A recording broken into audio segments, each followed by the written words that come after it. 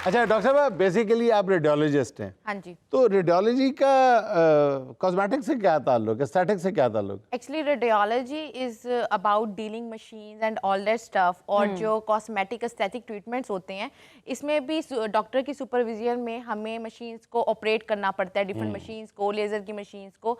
तो इस वजह से एक डॉक्टर की सुपरविजन में ये सब ट्रीटमेंट होने बहुत ज़रूरी है। अच्छा अनीसा, बाय प्रोफेशन आप डॉक्टर हैं और मॉडल भी हैं। जी जी। आप मुझे ये बताएं कि आप ज्यादा कंफर्टेबल किस चीज में होती हैं, डॉक्टरी में या मॉडलिंग में? एक्चुअली मैंने डॉक्टरी की फील्ड में भी वो लाइन चूज की है जिसमें आप अपनी ब्यूटी को एनहांस करते हैं और मॉडल में भी वो चीज़ है। तो मैं दोनों चीज़ों में बहुत अच्छे से कंफर्टेबल होती हूँ। अच्छा डॉक्टर अनीसा, जैसे मॉडल्स रैंप पे वॉक करती हैं, गिर भी जाती हैं, तो कभी सर्जरी में आपका हाथ थोड़क तो नहीं गया कहीं? नहीं, हमारा हाथ थोड़क नहीं सकता। अगर हमारा हाथ थोड़क गया तो बंदा थोड़क जाएगा ना, तो हमें बहुत बंदा थोड़क जाएगा नहीं, बंदा थोड़क जाएगा। बंदा थोड़क जाएगा। और बाय द वे ये भी बता दूं, अगर हमारा हाथ थोड़क गया तो नतीजा ऐसा निकलेगा फिर। Oh my God, you mean कि आपका हाथ अगर थोड़क जाए तो पेशेंट और ब्यूटीफुल हो जाता है? आप जैसे समझ लें वैसे हो जाता है। Oh my God. अच्छा वैसे रेडियोलॉजी, आप रेडियोलॉजी भी करती हैं, तो ये आपका जो रेडियो है ये कौन सी फ्रीक्वेंसी पे आता है? अच्छा अनीसा, ये बताइएगा कि ये जो गली गली क्लिनिक्स खुल गए हैं और अनक्वालिफाइड डॉक्टर्स, क्वैक्स जो हैं भरमार है, तो आप इस पे परेशान नहीं होती, परेशानी का शिकार नहीं होती कि देखो ये बिल्कुल बंदा पढ़ा लिखा भी नहीं है और इसने भी क्लिनिक खोल लिया, फलां ने भी खोल लिया, और सारे एक दूसरे को ब्लेम कर रहे होते हैं, ये क्वालिफाइड नहीं है, ये एंटाइटल नहीं है ये करने का, कर सभी रहे हैं। तो आखिर इसकी लाइंस कौन ड्रॉ करेगा कि एस्थेटिक जो प्रोसीजर्स हैं कौन कर सकता है?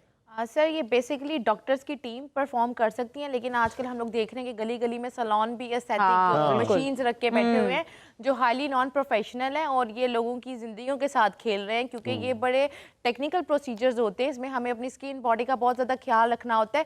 थोड़ी सी कोताही हमारे पेशेंट को जला सकती है, काफ़ी नुकसान दे सकती है। तो इन चीज़ों का थोड़ा सा कहते हैं आवाम को ही ख्याल रखना चाहिए कि उनको देखना चाहिए कि प्रॉपर क्लिनिक क्वालिफाइड डॉक्टर के पास ही जाएं वो लोग। ओह माय गॉड, भाई नौरीन तो अपने जज्बात और अपनी स्किन के साथ किसी को नहीं खेलने देगी। Over my dead body man, ना ना ना भाई तौबा।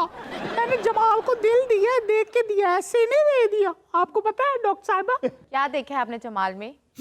3 टेक्सटाइल मिल्स। मजाक नहीं है। और नौरीन हाथ ही वहां मारती है जहाँ पे 3 टेक्सटाइल मिल्स हो। आपने तो 3 टेक्सटाइल मिल देख के प्यार किया, हमने तो सुना था कि मोहब्बत अंधी होती है। हाँ तो जमाल की मोहब्बत अंधी है। मोहब्बत तुम्हार गोला, मैनू तो लगता है जमाल आप भी अन्ना ही है। डॉक्टर साहब आपको पता है जमाल मुझसे 5 साल छोटे हैं। मैंने उनको अपना ना फॉर्म 47 वाला शनाख्ती कार्ड दिखाया था और उस पर मैंने 0 के बजाय 9 लिख दिया। वैसे मैं जमाल से ना 5 साल छोटा होना चाहती हूँ। अच्छा ऐसे होंगी? आप फिक्र ना करें, मुझे तो लगता है आपकी रह ही 10 साल की। आप डॉक्टर हैं कि मखौली हैं? अच्छा डॉक्टर साहब ये बताएं कि आपके ख्याल में आजकल जो एस्थेटिक प्रोसीजर्स हो रहे हैं उसमें सबसे ख़तरनाक कौन सा है जिसके बारे में आप पूरे यकीन के साथ ये कह सकती हैं कि ये कभी भी किसी क्वैक से नहीं करवाना चाहिए, हमेशा क्वालिफाइड डॉक्टर से करवाना चाहिए?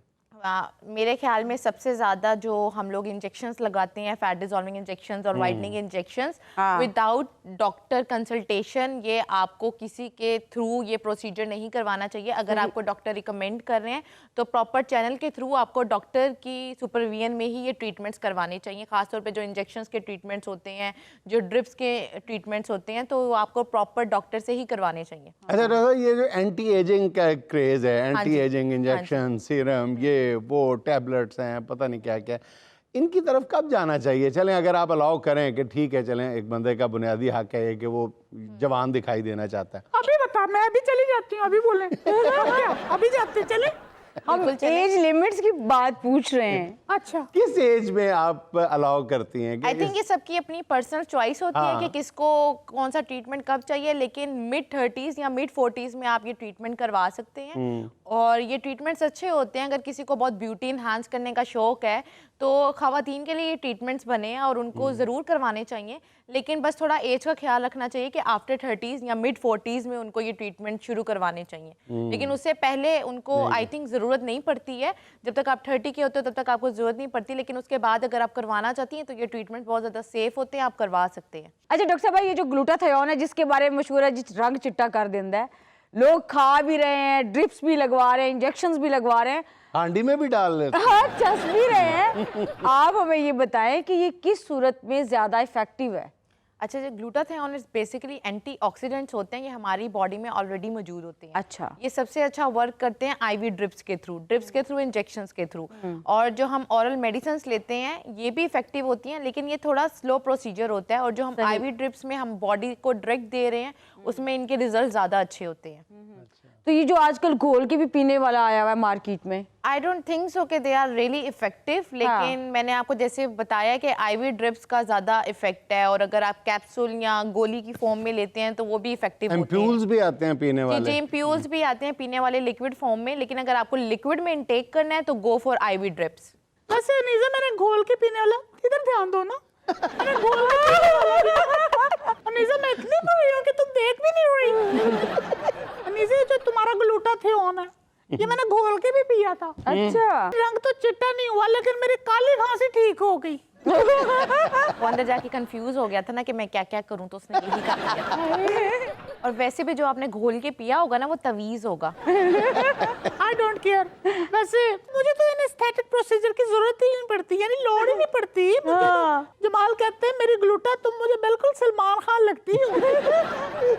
है ना अमेजिंग बात? डॉक्टर साहब, आपने इनके सलमान खान पे ध्यान नहीं देना। आप मुझे ये बताएं कि आजकल हम सुन रहे हैं कि स्किन बूस्टर्स कुछ अप्लाई किए जाते हैं, ये क्या चीज़ है? इसके बारे में हमारे व्यूअर्स को बताएं। स्किन बूस्टर्स आर इंजेक्शंस, ये डिज़ाइन हुए अच्छा। होते हैं हमारी स्किन को हाइड्रेट करने के लिए, हमारे स्किन के टेक्सचर को इम्प्रूव करने के लिए, स्किन की हाइड्रेशन के लिए, कोलेजन की प्रोडक्शन इंक्रीज करने के लिए। तो वो ओवरऑल स्किन की ब्यूटी को इन्हांस करते हैं। और क्या ये ग्लास स्किन भी इन्हीं स्किन बूस्टर से आपको?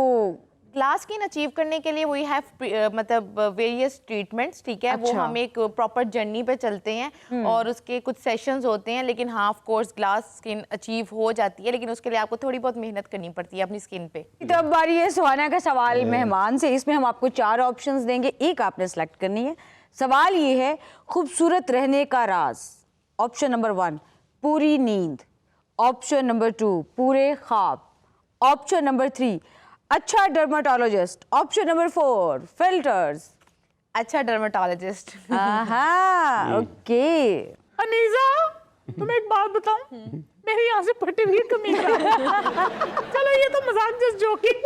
तो पता है जमाल मुझे ये कहते रहे दिन में 6 दफा कहते, मुझे तो शुक्र है ये एंटी एजिंग ट्रीटमेंट लेना ही नहीं पड़ता। 6 दफा तो दिन में कहते हैं कि तुम बहुत ही छोटी औरत हो। वो तो दिल में मैं कहती हूँ कि शुक्र है, ये नहीं पता कि मैं कटिया भी हूँ। जमाल दी ईसीजी करा, ਉਹਨੂੰ ਤੇਰੇ ਘਟਿਆ ਪੰਦਾ ਵੀ ਪਤਾ ਹੋਣਾ ਹੈ, ਐਵੇਂ ਨਹੀਂ 3 ਮਿਲਾਂ ਦਾ ਮਾਲਿਕ ਬਣਿਆ।